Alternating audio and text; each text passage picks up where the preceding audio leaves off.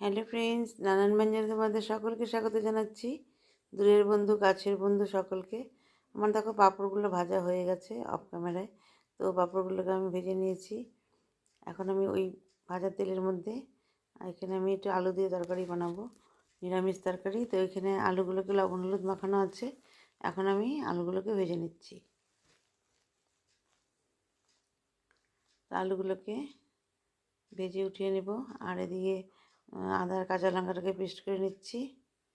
আলুগুলো ভাজা হয়ে গেছে, এখন নামিয়ে নিচ্ছি।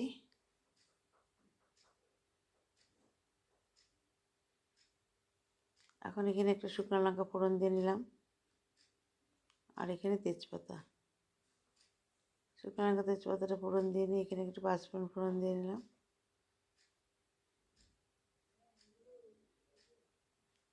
পাঁচফোড়নটা ফোড়ন দিয়ে নিয়ে এখানে আদার কাঁচা লঙ্কার পেস্টটা দিয়ে দিলাম।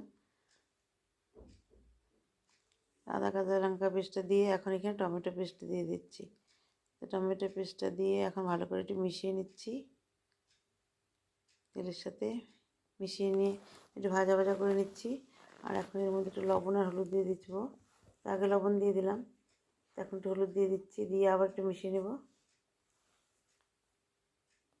আর এখন এখানে এর মধ্যে দিয়ে দিব হচ্ছে জিরে গুঁড়ো,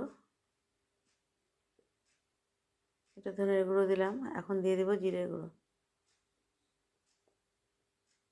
এখন জিরে গুঁড়ো দিয়ে দিলাম। এই ধনের গুঁড়ো আর জিরে গুঁড়ো দিয়ে ভালো করে একটু মিশিয়ে নেব।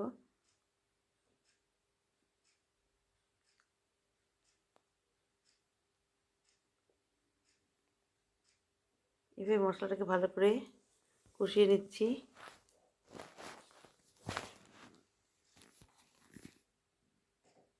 এখন গরম জল অল্প দিয়ে দিব, দিয়ে আবার একটু ভালো করে কষিয়ে নেব। তো তার আগে আমি একটু ভাজা আলুগুলো দিয়ে দিলাম, কারণ অনেক সময় আলুর ভিতরে না শক্ত থাকে। তো আলুগুলোকে একসঙ্গে দিয়ে ভালো করে একটু কষিয়ে নিয়ে এখন অল্প গরম জল দিব।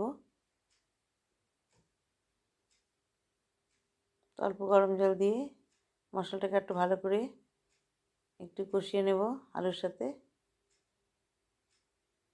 তো দেখুন এটা কষে গেছে। তো এখন একটু আমি লাল লঙ্কার গুঁড়ো দিয়ে দিলাম, দিয়ে আবার একটু ভালো করে মিশিয়ে নিয়ে কষিয়ে নিচ্ছি। তো এখন কষা হয়ে গেলে এখন আমি এর মধ্যে আরেকটু গরম জল দিয়ে দেব। তো সামান্য একটু চিনি দিয়ে দিলাম, সামান্য একটু চিনি দিয়ে আবার একটু ভালো করে মিশিয়ে নিচ্ছি। নিয়ে এখন আমি এর মধ্যে গরম জলটা দিয়ে দিলাম।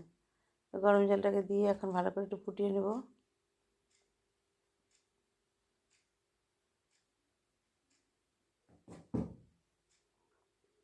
দেখো ফুটে উঠেছে। এখন আমি এর মধ্যে ভাজা পাঁপড়গুলোকে দিয়ে দিচ্ছি। তো বেশ সব পাঁপড় দেবো না, অল্প পাঁপড় দিয়েছি। দিয়ে নিয়ে ভালো করে মিশিয়ে নিয়ে এখন এর মধ্যে একটু গরম মশলা দিয়ে দিলাম।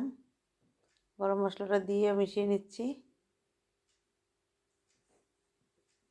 তো মিশিয়ে নিয়ে এখন এর মধ্যে ঘি দিয়ে দেব। তো প্রথমে একটু ঘি দিয়ে দিলাম, দিয়ে নিয়ে এখন এর মধ্যে দুটো কাঁচা লঙ্কা দিয়ে দেব। আমি আরেকটু ঘি দেব। যে কাঁচা লঙ্কাটা দিয়ে দিলাম, দিয়ে এখন আরেকটু ঘি দিয়ে দেব, দিয়ে আমি এখন নামিয়ে নেব। তরকারিটা আমার হয়ে গেছে বন্ধুরা। তো নতুন আরেকটু ঘি দিলাম। তো নতুন বন্ধুরা তোমরা যদি একটু দেখে থাকো তাহলে প্লিজ একটু কমেন্টস করবে। আর পুরনো বন্ধুরা তোমরা আমার পাশে থেকো। এইভাবে আমার রান্না হয়ে গেলো। তোমরা সবাই ভালো থেকো, সুস্থ